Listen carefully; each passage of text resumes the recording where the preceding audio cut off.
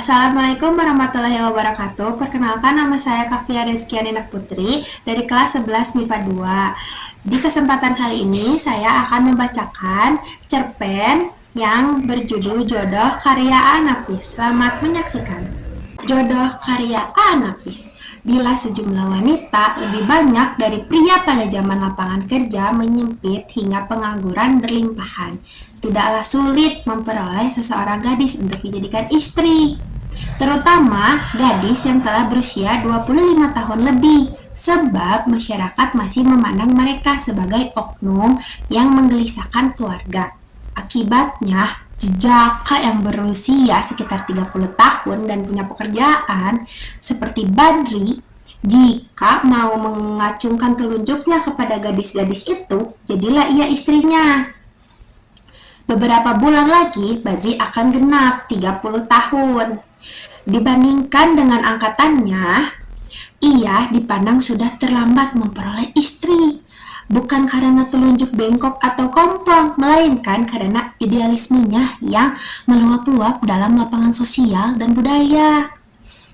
Ketika ia menyadari bahwa perjuangan tak akan selesai meski ia hidup terus sebagai jejaka, untuk memperoleh seseorang tidaklah begitu mudah baginya. Ada 3 macam halangan yang tak begitu mudah ditembus akal sehatnya. Demi turunnya agar generasi muda mendatang tidak lagi pendek-pendek tubuhnya, ia merindukan seorang gadis yang tinggi semampai, dan itu tidak mudah ditemuinya dalam masyarakat yang berbakat pendek. Halangan lainnya karena Badri berdarah campuran yang dianggap kurang bermutu menurut pandangan adat Minangkabau yang lebih menyukai perkawinan awak sama awak. Halangan lain ialah kalkulasinya biaya hidup yang tak akan klop lagi bila ia nikah. Menurut kalkulasinya, setelah membayar uang, makan dan sewa kamar serta hutang rokok-rokoknya, sehabis tanggal 15, pulalah seluruh isi kantongnya.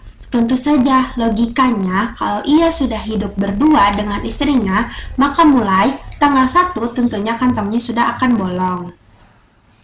Meski logika itu tidak seluruhnya benar, karena menurut kalkulasinya yang lebih cermat, jumlah gajinya akan dapat memberikan makan seorang lagi, berikut membeli sepasang pakaian istrinya setahun sekali. Akan tetapi, merokok harus dihentikan, dan menonton film hanya akan dapat dilakukan sekali sebulan, dan itu tidak soal berat. Yang terberat ialah jika ia memikirkan konsekuensi perkawinan, istrinya tentu akan hamil dan melahirkan anak. Menurut penelitiannya, ongkos periksa sekali wanita hamil sama dengan 2 kali hari gajinya. Biaya bersalin akan menelan gajinya sebulan. Belum lagi kalau dihitung pengeluaran untuk membeli perangkat bayi mulai popok, gurita, dan tempat tidur mungil. Kesimpulan Badri, ia tidak bisa menikah untuk selama-lamanya, terkecuali bila ia ingin bertingkah laku seperti rekan-rekannya yang lain, atau seperti Pak Mudo, pesuruhan kantor yang mau melaksanakan pekerjaan apa yang diminta orang di luar, tugas-tugas kantor, dan untuk itu ia mendapat imbalan macam-macam, sehingga dapat memberi nafkah istri dan kelima anak-anaknya. Jalan keluar yang lain menurut pikiran Badri ialah kawin dengan seorang gadis yang mempunyai pekerjaan.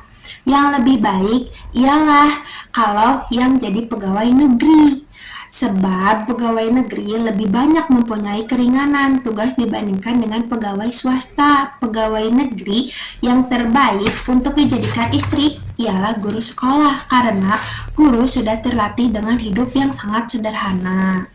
Akan adakah seorang gadis yang tingginya 160 cm yang jadi guru sekolah negeri dan orang tuanya tidak keberatan pada laki-laki yang berdarah campuran Badri?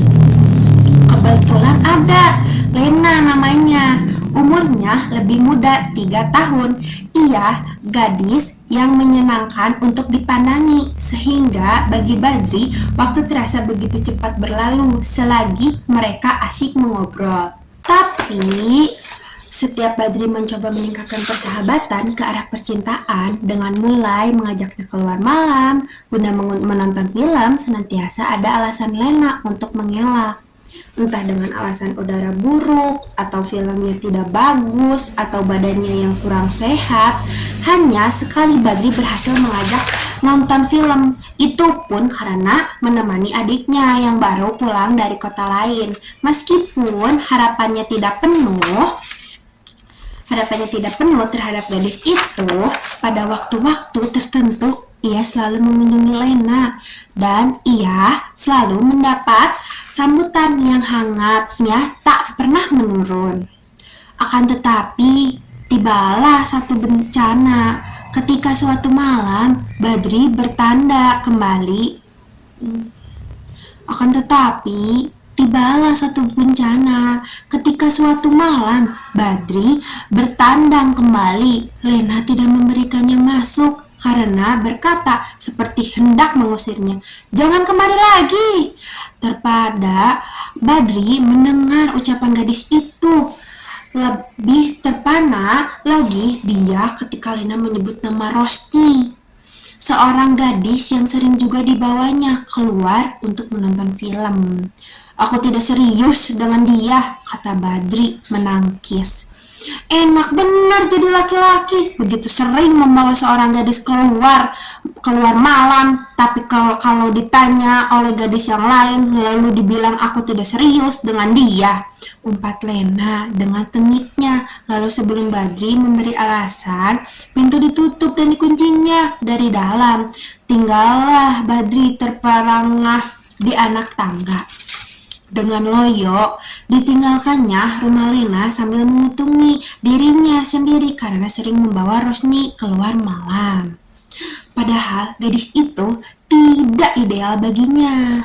Meski wajahnya cukup cantik, dengan kulitnya yang mulus seperti umbut karena usianya yang masih muda, Rosni sepenuh senti lebih pendek dari persyaratan idealnya. Lagi pula terlalu berisi, tapi yang terutama tidak punya pekerjaan yang menghasilkan nafkah. Sejak itu Badri kehilangan orang yang paling menyenangkan hatinya. Ia mulai menghindari Rosni karena ia tidak mau terlibat terlalu dalam dengan gadis itu. Ketika Rosni menikah dengan laki-laki pilihan orang tuanya, Badri merasa bebas dari incarannya. Tapi sebaliknya, setiap ia ketemu Lena dimanapun juga, selalu gadis itu membuang muka. Beberapa bulan lagi, usianya akan menjadi 30 tahun. Usia yang cukup matang untuk menjadi seorang suami menurut pendapatnya. Ia menyadari juga sekiranya ia tidak terlalu teguh berpegangan pada prinsip-prinsip hidupnya, ia akan dapat kawin pada hari ulang tahunnya. Asal dia mau menyesuaikan diri dengan iklim yang memengaruhi kehidupan masyarakat. Soal gaji kecil sebetulnya bukan alasan untuk menunda perkawinan. Karena dengan bergaji kecil sekalipun, orang yang dapat menghidupi 5-10 nyawa, bahkan cukup banyak rezekinya, sehingga ada di antara mereka yang telah mulai membuat rumah.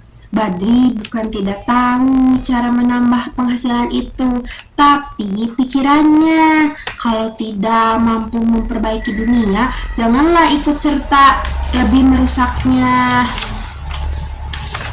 Meskipun ia telah menarik kesimpulan bahwa laki-laki tidak pernah terlalu tua untuk memperoleh jodoh, namun jika ingat pada usianya menjelang 30 tahun, timbul juga godaan yang kuat dalam dirinya untuk menjadi istri. Timbul juga godaan yang kuat dalam dirinya untuk mencari istri.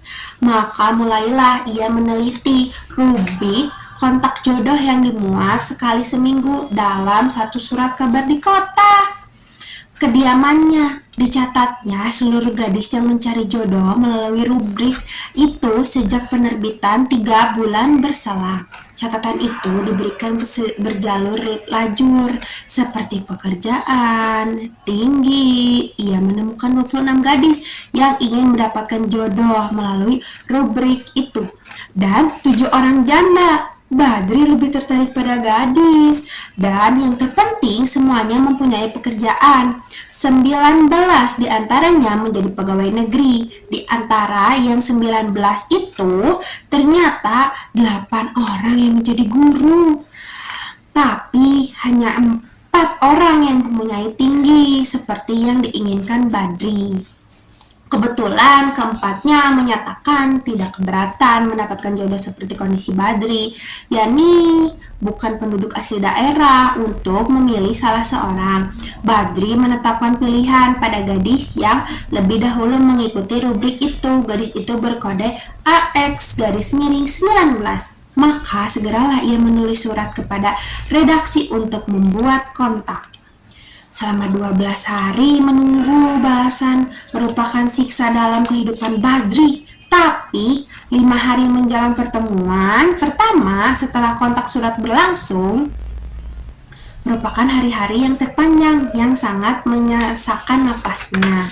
Mereka akan bertemu di depan toko 5 pada jam 5 sore. Gadis itu akan mengenakan sweater kuning dengan rok lembayung sebagai pengenal, sedangkan Badri akan mengenakan baju batik dan pengempit segalungan majalah diikat dengan pita merah. Badri lebih cepat datang 5 menit dari waktu perjanjian karena takut kalau sampai terlambat dari waktunya. 1 menit sebelum jam 5, ia telah kian gugup meskipun matanya lirik-lirik mencari-cari gadis yang bersweater kuning. Persisnya jam 5, ia tak tahan lagi disiksa kegugupan. Lalu ia menyolong dalam toko itu dengan maksud akan mengintip kedatangan gadis itu dari dalam toko. Ketika ia baru saja memasuki ambang pintu toko itu, seorang gadis bersweater kuning hendak keluar. Mereka saling bertegukan dengan matanya sama-sama terbelik karena gadis itu Lena, tidak lain. Tapi belum sempat Badri berpikir, Lena segera berpaling, kemudian dengan langkahnya yang tergesa-gesa berlalu dari situ menyeberangi jalan. Cepat Badri menarik kesimpulannya bahwa Lena pastinya jodohnya. Peristiwa itu bukanlah suatu kebetulan, tapi sudah diatur oleh tali nasib. Lalu dikejarnya gadis itu dengan langkahnya panjang-panjang dan ketika telah dekat digenggamnya, lengan gadis itu kuat-kuat sambil mengiringi langkah-langkahnya. "Lepas aku!" bentak Lena, seraya mencoba membebaskan lengannya dari genggaman Badri. "Nanti aku berteriak!" Dan Badri tak percaya bahwa gadis itu akan berani berteriak di tengah orang ramai itu. Lalu katanya, "Berteriaklah!" Di luar dugaannya, Lena betul-betul berteriak. Orang ramai segera datang merubungi mereka. Nyaris insiden yang lebih pernah berlangsung. Kalau tidak seorang polisi mencegah, pastilah Badri akan dikeroyok orang banyak. Lalu keduanya dibawa ke gardu polisi terdekat. Di hadapan polisi yang memeriksa, semua kartu dibuka. "Gila kau," kata Lena selesai membaca naskah cerpen yang baru selesai. Ditulis suaminya. Masa kisah kita mau dibeberkan pada orang banyak?" Badri merangkul pinggang istrinya sambil tertawa. Mereka sudah lama menikah dan kini telah punya 2 orang bayi. Yang demikian rapat jarak kelahirannya, mereka kawin dengan pesta yang meriah dan upacara adat yang tradisional. Dan semenjak itu, Badri tinggal di rumah mertuanya, seperti juga suami-suami lainnya di Minangkabau. Pola hidup yang matrilineal yang dulu tidak disukai demikian indah kenyataannya setelah memiliki Lena.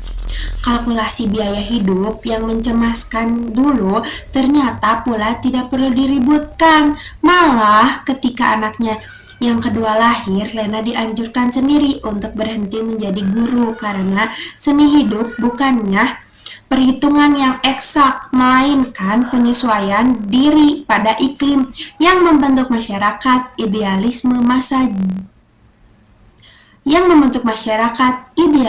masa jejakannya ternyata pula suatu utopia semata. Idealisme yang membius pada orang-orang yang tidak mempunyai beban hidup, kekerabatan, sedangkan idealisme seorang laki-laki yang telah menjadi suami dan menjadi seorang ayah ialah idealisme abadi. Yakini bagaimana membahagiakan istri dan anak-anak. Dan kalau Badri sesekali membaca surat kabar yang mengisahkan perjuangan-perjuangan orang-orang untuk mencapai cita-cita, cepat-cepat Badri menutup surat kabar itu dan meletakkannya di rak kertas-kertas tua yang akan diloakan mertuanya. Sekian video pembacaan cerpen dari saya. Mohon maaf bila banyak kesalahan karena masih tahap pembelajaran. Assalamualaikum warahmatullahi wabarakatuh.